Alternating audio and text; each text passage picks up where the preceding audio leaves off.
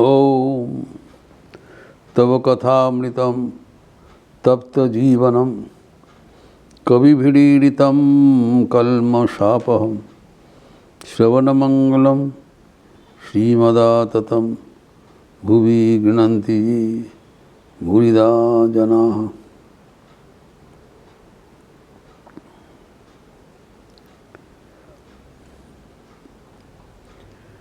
यम नियम पालन करने का बात चल रहा था, मन को शांत करने के उपाय स्वरूप। उसमें से हम देखें कि जो नियम में शौच एवं संतोष के बाद तपश्चर्या का बात कहा था। तप किसको कहलाता है वो भी हम लोग देखे हैं।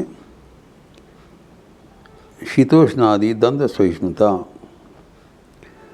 जो प्रकृति का जो नियम है उसके ऊपर में चले जाना। प्रकृति है, सुख दुख का वातावरण है, उसमें अविचलित रहना।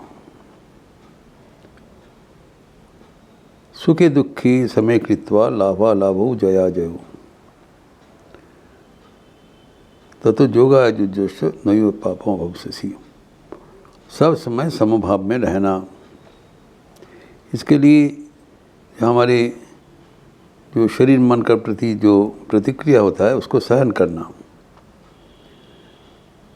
अर्थात दीर्घकाल उपवास में रहने का, फिर शीत एवं उष्णता में अविचलित रहना,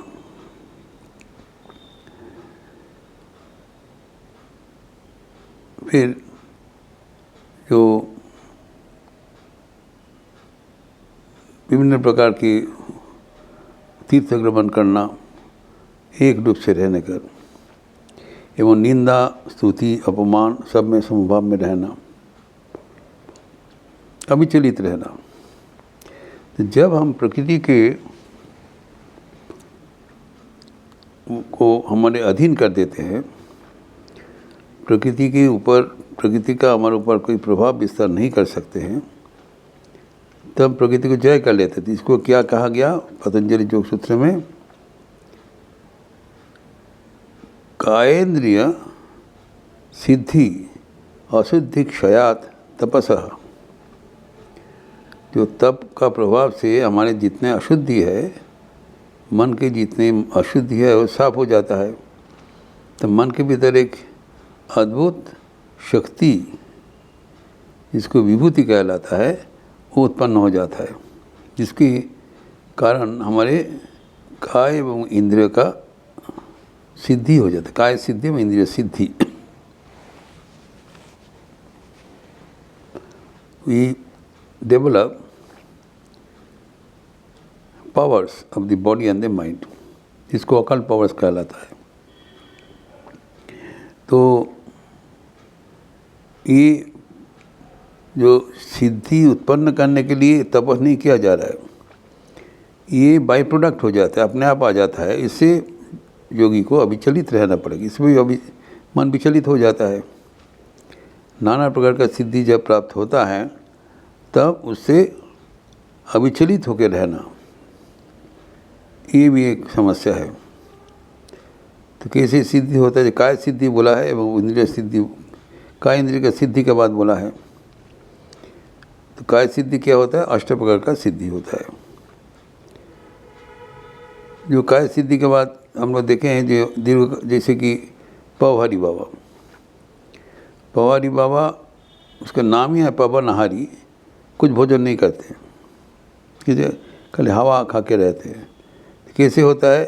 तो प्राणायाम से ये सब शक्ति अर्जन होता है। जो प्राणायाम का ये सब प्रक्रिया स्वामी विवेकानंद को शिक्षा देने के लिए अंगीकार किया था, ये सब से, लेकिन ठाकुर ने मना कर दिया, क्योंकि इसमें क्या है, मन शरीर केंद्रिक हो जाता है स्वभावतः। क्योंकि मन शक्ति, शरीर में इतना शक्ति उत्पन्न होता है, उससे मन विभ्रमित होता है। कैसा शक्ति है? अष्टसिद्धि जिसकी कहा गया है, अनिमा गरिमा चैव।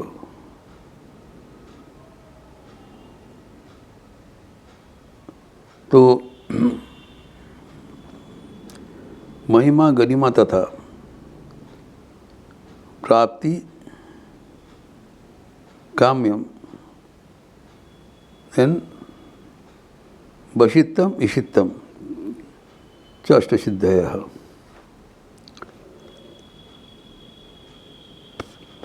अनिमा महिमा चैव लकिमा गरिमा तथा प्राप्ति काम्यम इशित्वम वशिष्टम च अष्टसिद्धयः सिद्धयः। तो अपने को छोटा बनाने का, शरीर को छोटा से बनाने का शक्ति, अनिमा एवं गरिमा बहुत भारी हो जाएगा शक्ति को, शरीर ऐसी जो बहुत हल्का हो जाएगा तो हवा से वो उड़ सकता है। तो आपने को बहुत भारी कर लिया, कोई हल्का कर लिया, छोटा कर दिया, बड़ा कर दिया। फिर उसके आगे बताया कि प्राप्ति अर्थात जता इच्छा तथा गमन का उनका शक्ति हो जाता है। चाहे तो चंद्रमा में पहुंच गए, इधर उधर जो भी चाहे वहाँ पर जाके उपस्थित हो सकता है सूक्ष्म रूप से। फिर प्राकाम्य जो कि उनका कामना है उसको पूर्ण करने का सामर्थ्य। अभी अगर मन शुद्ध पवित्र नहीं होगा तो मन स्वभाव में दुरुपयोग होता है, उससे हमारा पतन हो जाता है। ये खतरनाक है, इसलिए कहा गया जी ये जो सिद्धि है हमारे साधन जीवन का अंतराय है। एवं जो वशित्त मतलब सबको वश करने का उनका सामर्थ्य हो जाता है। वो जो बोलेगा सब उसको मानना पड़ेगा। उनको वाणी एवं उनके आचरण से ऐसी कमांडिंग हो जाता है।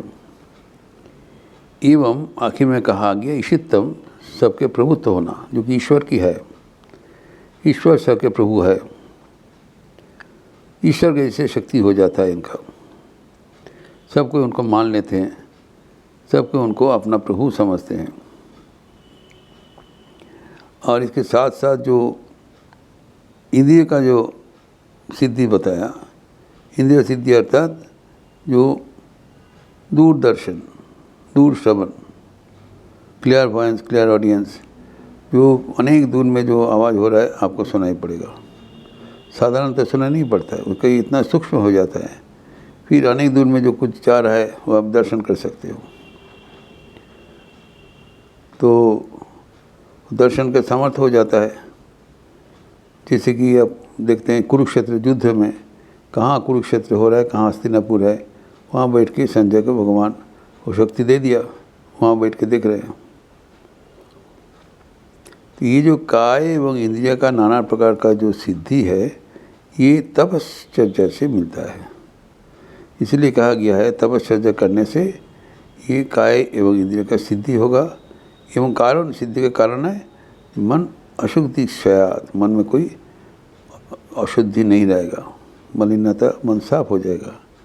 साफ कैसे होगा? जैसे मैं कहा गया है जो ताप से, जैसे हीट देने से जो सोना एकदम पक्का बन जाता है, वैसे मन में जो जितना मल है, जितना मलिनता है, वो तपश्चर्या के तप से वो विमुक्त हो जाता है।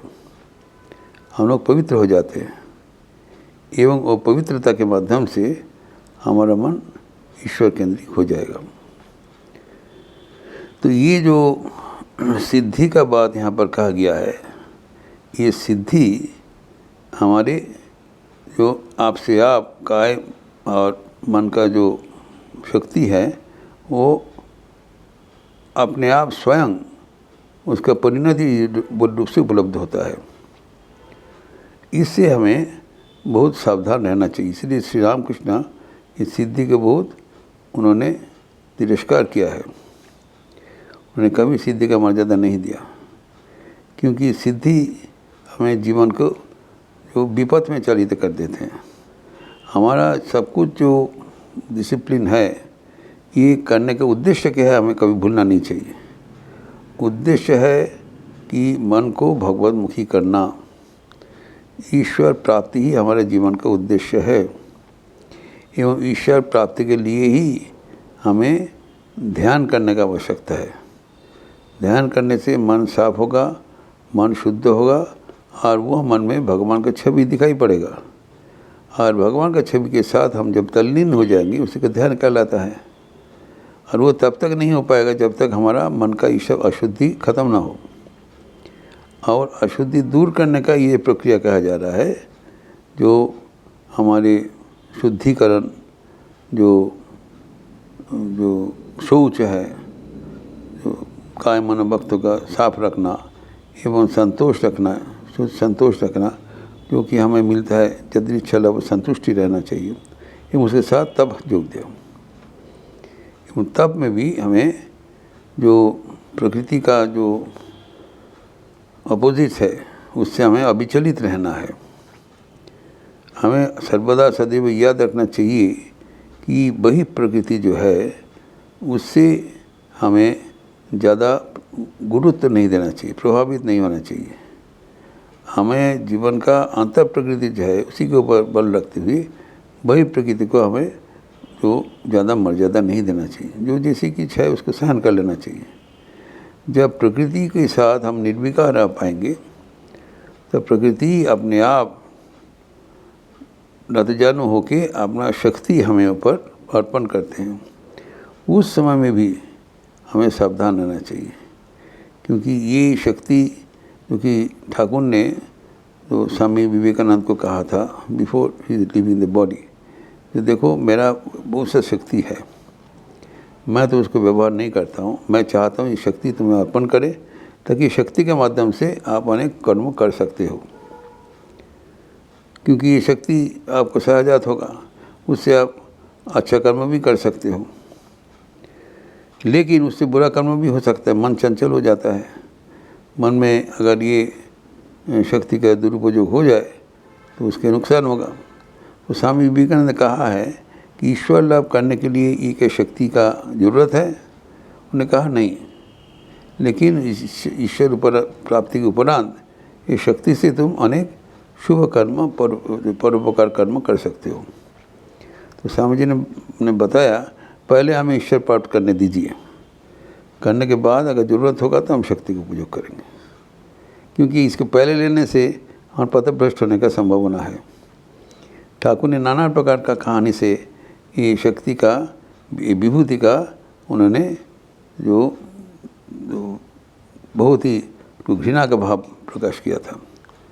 उन्होंने कहा दो भाई थे, एक संसार छोड़ के चले गए, अनेक तप किया, तप करने के बाद वो 14 साल बाद आए और बोला जी हमारा बहुत शक्ति अर्जन हुआ है। तो छोटा भाई साधारण गृहस्थ होकर ध्यान भजन करते जीवन बिताया। तो उन्होंने बताया देखो हमारा बहुत शक्ति, क्या तुम्हारा शक्ति अर्जन हुआ?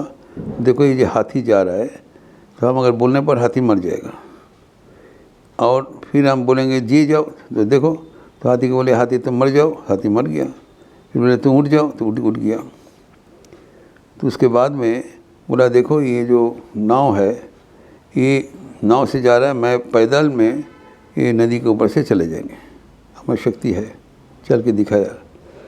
तब छोटा भाई ने कहा कि देखो ये जो नदी को जो पार करना है, मैं एक नौका से हम 2 पैसे दे के पार कर सकता हूँ, और ये पार करने के लिए तुम्हारा जीवन का 14 साल तुम बर्बाद किया। इसके तुम्हारा 2 पैसा का सिद्धि का इसका मूल्य है 2 पैसा। इसलिए ठाकुर समझाते थे सिद्धि यद्यपि ये सहजात है, इससे बहुत सावधान होना चाहिए। फिर इस प्रसंग हम अगले बार विस्तार करेंगे। ओम शांति शांति शांति। हरि ओम तत्सत। श्री राम कृष्णार्पणमस्तु। ये पावन प्रसंग में हम लोग अगर जीवन में प्रतिपालन करने का प्रयास करें तो हमारा जीवन जरूर ईश्वर केंद्रित हो जाएगा। आप लोग अच्छा रहिए, स्वस्थ रहिए, आनंद में रहिए। नमस्कार।